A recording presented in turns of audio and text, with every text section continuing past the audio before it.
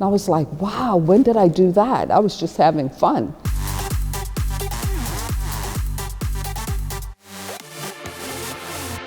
Once they check out your car, check out your background, and make sure your license and insurance is in place, you're ready to go. You learn the app as you go. So my first rider, April, I picked her up one morning in Duluth and I took her to the airport and we had an amazing time together. And I was like, wow, this is so much fun.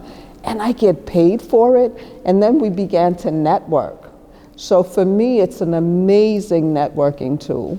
And I've met some of the most, from a homeless person that I literally convinced him, and this guy, if he's watching, he'll know I'm talking about him because I called him White Jesus. A gorgeous guy, but he looked like a white Jesus. And he shared with me he was homeless. So I convinced him to sign up for Uber. He got a car and he lived in it for a minute. But he was able to make a great living, is what he tells me, and it's helping him to become an artist. So I get from that to CEOs of major companies, Coca-Cola, Dasani Water, and I'm able to ask them business tips that help me with my own business. I just got so pulled into the networking and how friendly the people were. But my first day I didn't do well. I got a text from Uber saying, you know, your rate is not that good, okay? And here's some tips to get people to get, because your goal is to get 5 stars.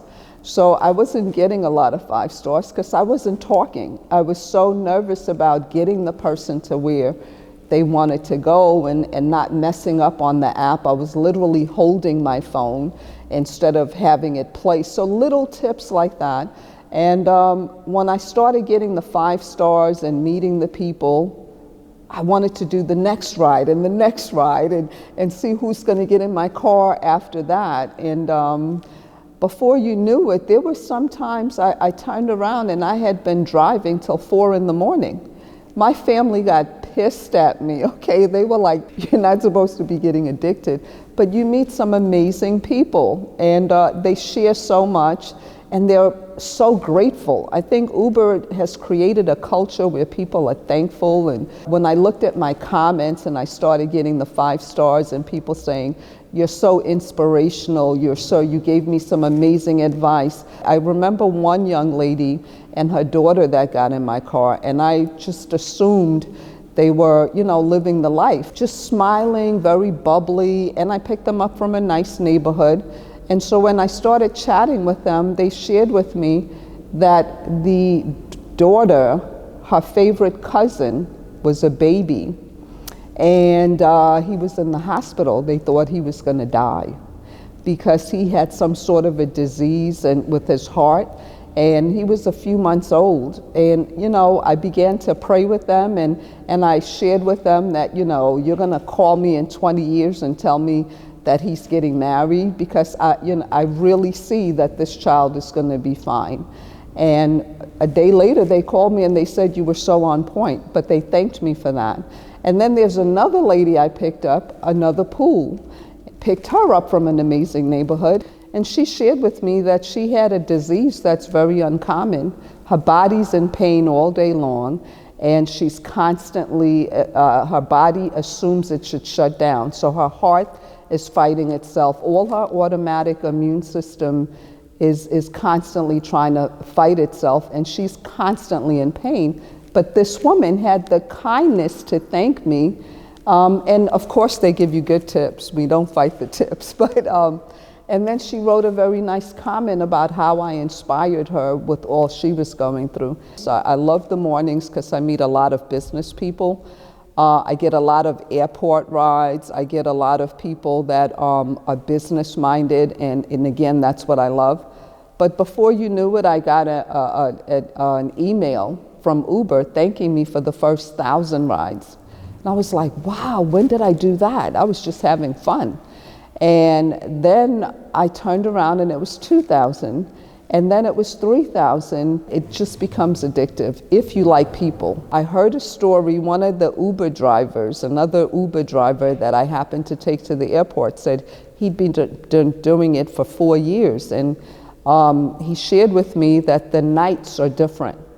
Plus, I have a brother that does Uber in California, and he picks up a lot of stars. So he said the nights are different. And so when I said, let me try the nights. So I did a few nights. It wasn't for me, but you get a lot of back-to-back and quick rides because everybody's going to a club type thing or going to dinner. So I think a lot of my rides came from there. Also, if you do Uber Eats and you deliver, and let's say you get to deliver 2 meals at one time, they count that as 2 separate rides. Some people go to the airport and they leave without another ride, but I get one immediately. I've met some people that make like $600 a week. I've met some people, I have friends that are making over $7,000 a week. I have a young lady who told me that Uber had literally told her she couldn't drive because she was driving back to back, and they told her you need to rest. The most I've made with Uber has been a couple of thousand. Little under 2,000 is what I made, but that's when I was addicted. I've made a few $100s in tips a week. For me, again, it's not something that I would encourage somebody to live and do because you're putting wear and tear on your car, wear and tear on your body if you just constantly driving. It's like being a truck driver. You don't want to, and you're pressing the brake and all of that. So I don't think people take that into consideration. I think number one, pay attention to your rider. Some people don't want to talk. Some people have work to do. They get on their computer. They're very courteous. I had a CEO of a major company. He got in the car and he thanked me and said he had to, get on conference calls, that he didn't want to be rude. And he got on conference calls for the whole ride. And I was attentive to make sure I turned the music down while he was on his calls, and when he stopped, I turned it back up. I pay attention to what they're speaking about. If it's their children that are important, we talk more about the kids. If the spouse is important, we talk more about the spouse or business. And if I notice that they're having a kind of a rough day, because the second time I picked up that CEO, he wasn't having a great day, and I was able to cheer him up, and he thanked me for that. So you really want to pay attention and make it about the rider and not the money. You build some amazing relationships.